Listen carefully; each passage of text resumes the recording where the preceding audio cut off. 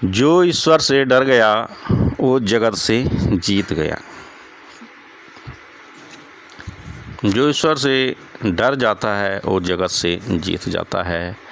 यही सत्य है कि जब भी इंसान ने अपनी चलानी बंद कर दी और ईश्वर को से डरना शुरू कर दिया तो उस इंसान को आगे सफलताएं मिली हैं। ये बताता है, परमात्मा का ये नियम बताता है कि अगर आपने आगे बढ़ना है तो चुप रहना पड़ेगा। आपको आगे बढ़ना है तो निंदा नफरत नहीं सुननी पड़ेगी, 420 नहीं करनी पड़ेगी। अगर आपने आगे बढ़ना है तो अपने मुंह पे विराम लगाना पड़ेगा।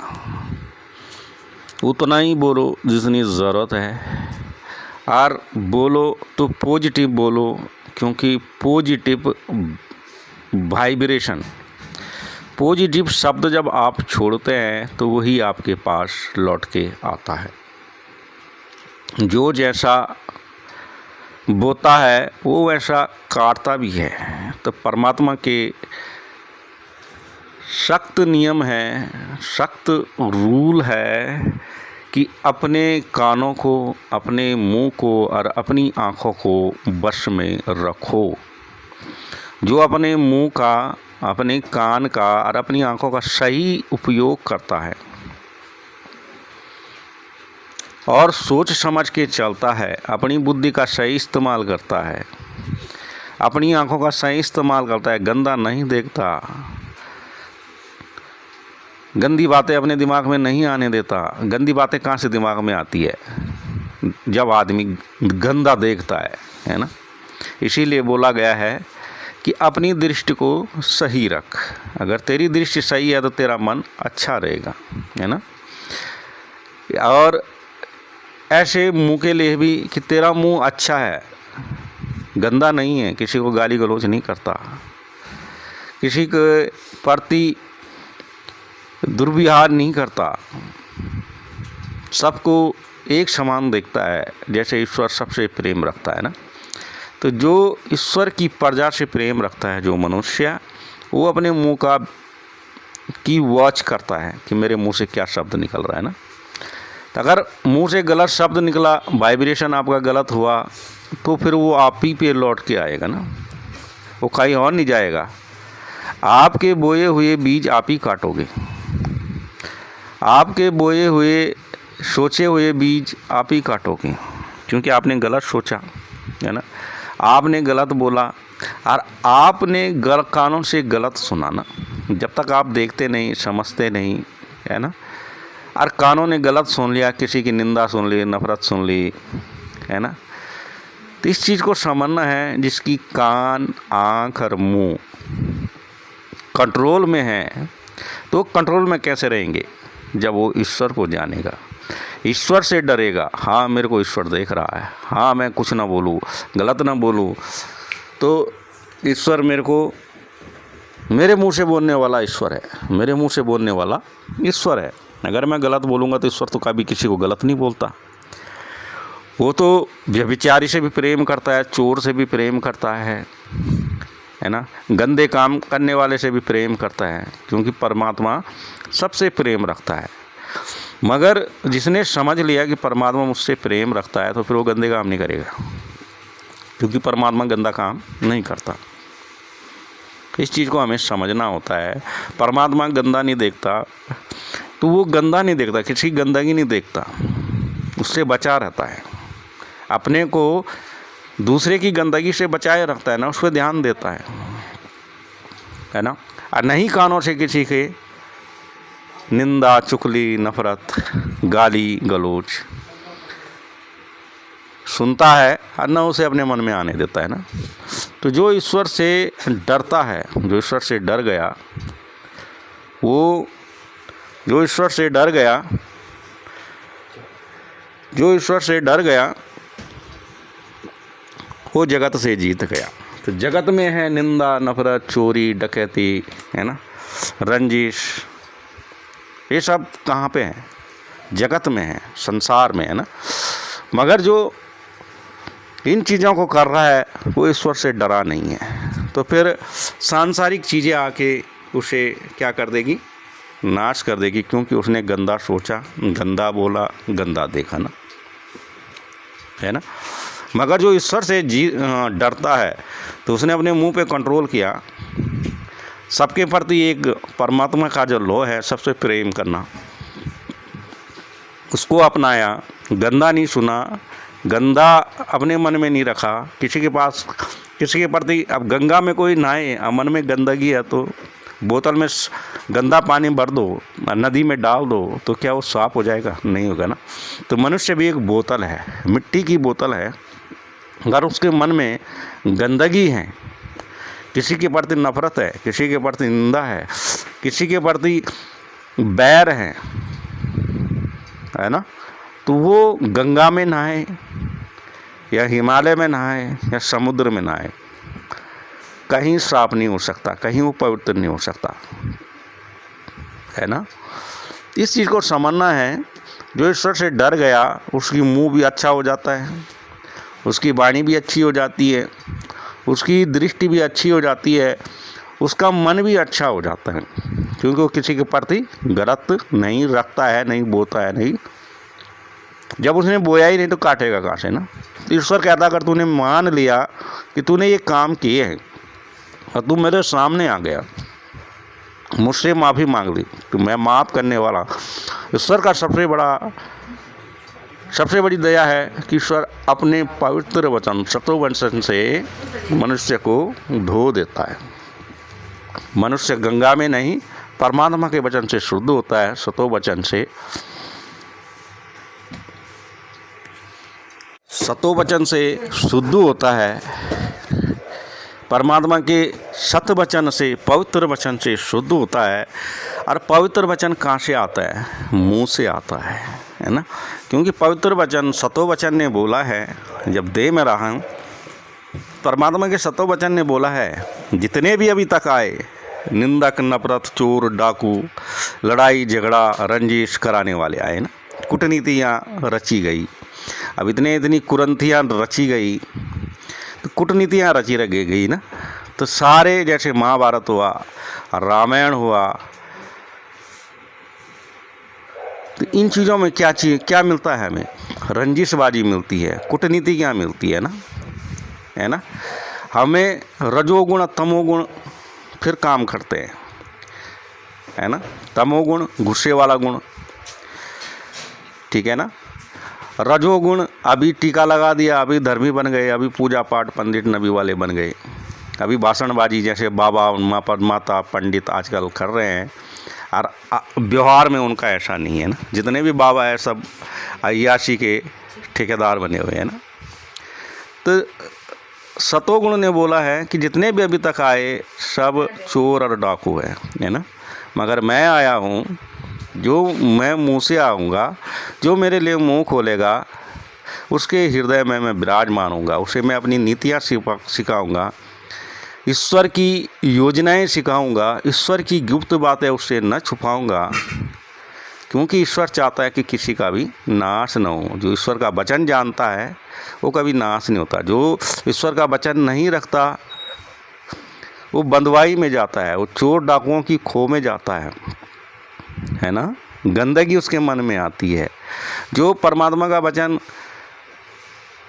जानता ही नहीं, इज्जत करना ही नहीं जानता ईश्वर की वचन की, ईश्वर की इज्जत करना मतलब ईश्वर के वचन की इज्जत करना नहीं जानता, तो नाश हो रहा है ना, अंधकार में जा रहा है ना।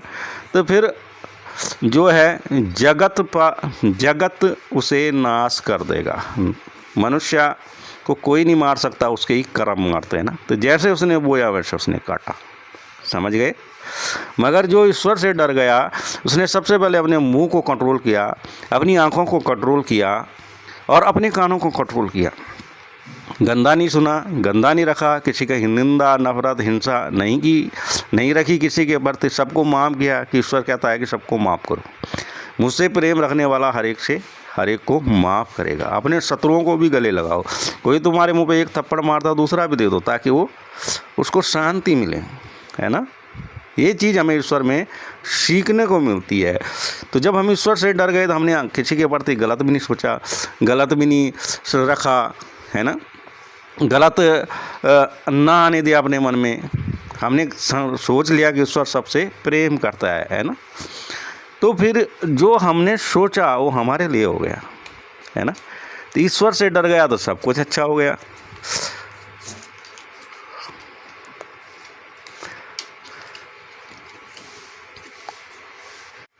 तो ये है जो ईश्वर से डर गया, उसने सबसे पहले अपनी आंखों को कंट्रोल किया, है ना। ईश्वर के सत्य वचन को, सतो वचन को अपना लिया। लेने के बाद जो है उसने उस पर चलने का मन बनाया। भले ही नहीं चल सकता इंसान, क्योंकि इंसान इसीलिए ईश्वर ने कमज़ोर गिना हुआ है ना, सबसे कमज़ोर इंसान है। उस सत्य को जब ग्रहण करेगा तभी वो चल पाएगा, क्योंकि एक सत्य ही है जो उसके अंदर बैठेगा और ईश्वर की बातें उसको समझाएगा ना।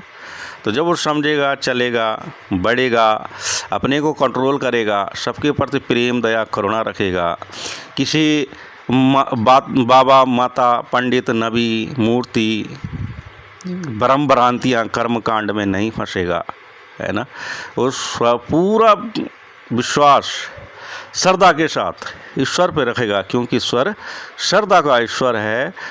ईश्वर जो श्रद्धा से देता है परमात्मा को, परमात्मा ले लेता है। नहीं तो तुम जैसे पेट भरा हुआ है ना, उसके बाद कोई अच्छा सा खाना दे दे, मिठाई दे दे, नहीं खाता इंसान ना, क्यों, कैपेसिटी नहीं है ना। तो ऐसे ही ईश्वर भी है, जो श्रद्धा से देगा उसका ही लेगा। जो चोर, डाकू, आजकल लोग मंदिर, मस्जिद, भागवत, ये शो, अलाना फलाना गंदे काम करके और भोगते हैं, और भोगने के बाद ऐसे काम करते हैं, भागवत करना, ये करना, मंदिरों में दान करना, तो वो क्या गलत कमाया उन्होंने, और सबको प्रसाद बांट के सबको भागीदार बना दिया ना। तो इसीलिए मंदिर का प्रसाद भी सोच समझ के खाना चाहिए, धन्यवाद करके खाना चाहिए, ईश्वर को ध्यान रख के खाना चाहिए। परमात्मा, ये आटा चावल प्रसाद तो आप बनाते हैं ना, आपने बनाया है, मैं तो आपको जान के खा रहा हूँ ना। तो फिर वो आदमी कभी भी किसी के पापों में भागीदार नहीं होता ना, किसी की लेने देने में भागीदार नहीं होता। तो जो बोया सो काटा ना। तो हमें दे रखी है बुद्धि ईश्वर ने, हम उस बुद्धि का सदुपयोग करेंगे।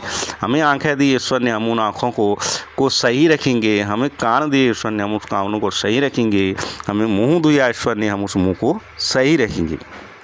जब हम सही रखते हैं तो समझ लो हम ईश्वर से डर रहे हैं, न कि जगत से डर रहे हैं ना, है ना। मगर जो ईश्वर से नहीं डरता, मैं ही हूँ, पैसे वाला हूँ, घमंड है, नौकरी है, चाकरी है, अभी कोई नहीं देख रहा है ना। मगर ईश्वर तो सब जगह है, वो सब कुछ देख रहा है ना। तो अपने आप को मनुष्य गंदे कामों में, काल के मुंह में फंसा रहा है। तो जिसको बुद्धि और समझ दी है, जिसने सतो वचन को ग्रहण किया है, तो तमोगुण, रजोगुण उसके ईश्वर ने उसके पैरों तले कर दिए हैं। तो यही आज का हमारा मैसेज है। तो ठीक है, अपने मन, बुद्धि, समझ को, अपने कानों को परमात्मा के वचन से सजाए रखें कि परमात्मा ने जैसे कहा सबसे प्रेम करो, किसी को अपने मुंह से कड़वा मत बोलो, गलत मत बोलो, है ना, गाली गलौच न दो, है ना। अपनी आँखों को अच्छा रखो, किसी के प्रति गलत न सोचो, है ना। तो ये चीज़ें है, जो समझता है वो ईश्वर में आगे बढ़ता है और ईश्वर उसे बढ़ाता है। उससे परमात्मा अपनी गुप्त बातें छुपा के नहीं रखता। जो ईश्वर पे विश्वास करता है, किसी पंडित, बाबा, नबी, किसी कर्मकांड में नहीं फंसता। वो जानता है कि निराकार ईश्वर है, उसका कोई अपना देह नहीं है ना। तो जो जिसका देह नहीं है उसको कैसे कोई जानेगा। नहीं वो हिमालय बैठता है, न वो क्षीर सागर में जो है बैठा हुआ है। क्षीर सागर में बैठा हुआ सांप में लेटा हुआ भी, अजगर में लेटा हुआ अजगर भी उसी का ध्यान कर रहा है। जो हिमालय में बैठा है वो भी उसी का ध्यान कर रहा है ना। कब कर रहा है, क्यों कर रहा है, इसको हमें सोचना चाहिए ना। तो जब वो कर सकते हैं, अजगर ईश्वर के ध्यान में बैठ सकता है, हिमालय में बैठा हुआ वो ईश्वर का ध्यान कर सकता, तो हम तो मनुष्य है। सबसे परम योनि तो हमें मिली है ना। परमात्मा अपने स्वरूप में हमें रचा है, तो क्यों ना हम स्वयं परमात्मा का ध्यान में बैठे, उसके सतो वचन को ग्रहण करें, उसके जिंदा वचन को ग्रहण करें और उस पर चले, मनन करें और अपने जीवन का सुधार करें। जब हम अपना जीवन का सुधार करता तो कोई ऐसी शक्ति नहीं ब्रह्मांड में जो हमें परमात्मा के हाथ से छीन सकती है। न कोई रोग, न कोई महारोग, न कोई शत्रु, न कोई कर्मकांड, कोई नहीं छीन सकता, क्योंकि बोला ईश्वर ने जो मुझ पे विश्वास करता है उनको मैं अपने दाहिने हाथ में बिठाता हूँ। तो इस चीज़ को हम समझेंगे, परमात्मा का वचन को जानेंगे, समझेंगे और अपना जीवन अच्छा करेंगे तो सबका जीवन अच्छा हो, सबके जीवनों में सतो वचन आए परमात्मा का, परमात्मा की बुद्धि आए, ज्ञान आए, समझ आए और सभी परमात्मा का आदर करें। पुत्र में परमपिता परमात्मा का आदर होता है और उस आदर को परमात्मा ग्रहण करता है। तो जो ग्रहण करता है तो उसके यहाँ उन्नति तरक्की चल के आती है ना। माया है ना, माया परमात्मा की सेविका है।